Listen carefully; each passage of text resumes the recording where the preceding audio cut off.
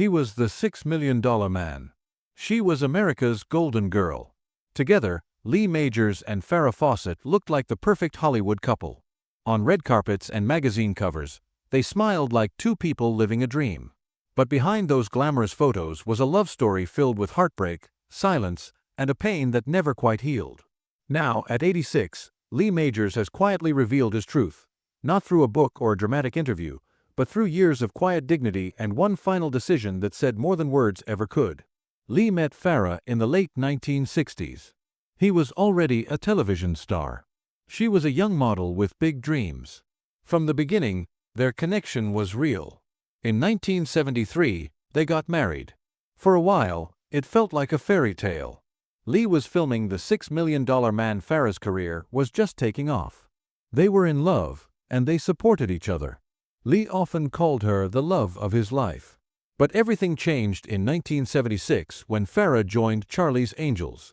Almost overnight, she became one of the most famous women in the world. Her face was everywhere. Her poster hung in millions of bedrooms.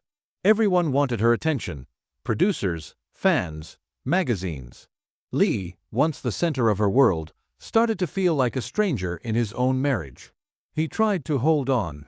He asked if they could set aside a few nights each week for dinner, just to reconnect. Farrah said no. She wanted her independence. She didn't want to be seen as Lee Majors' wife. Their love didn't end suddenly. It just slowly drifted apart, not from lack of love, but because their lives were heading in different directions. Then came the final blow. Farrah began dating actor Ryan O'Neal, someone Lee once considered a friend. He didn't hear it from Farrah. He saw it in the tabloids, like everyone else. Pictures of them holding hands, smiling. She was still his wife. It broke him, not just as a husband, but as a man who had once given everything for love. After their divorce in 1982, Lee stepped out of the spotlight when it came to Farrah. No interviews, no public anger, no drama. He just disappeared from her story. He poured himself into work. He dated, but didn't remarry, for almost 20 years. Friends say he was never quite the same. Farrah, meanwhile, stayed in the public eye, through highs and lows, always open with her life. But Lee chose silence. Years later, in the early 2000s, a mutual friend suggested they meet again. Just a quiet, private moment to reconnect. Farrah said yes. Lee thought about it, and said no. Not because he was bitter, but because he had worked hard to close that chapter. He didn't want to reopen old wounds. When Farrah was diagnosed with cancer, Lee followed her journey from afar. He never visited, never spoke publicly.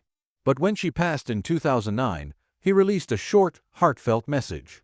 She was an angel on earth. And now she is an angel forever.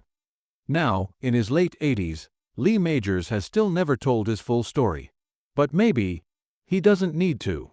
Because sometimes, silence speaks the loudest. He never truly forgave her. But he also never stopped loving her. And that kind of quiet heartbreak, the one we carry alone, is often the deepest of all. Lee and Farrah will always be remembered as one of Hollywood's golden couples. But behind the fame was a very real, very human story of love, pain, distance, and a silence that said everything.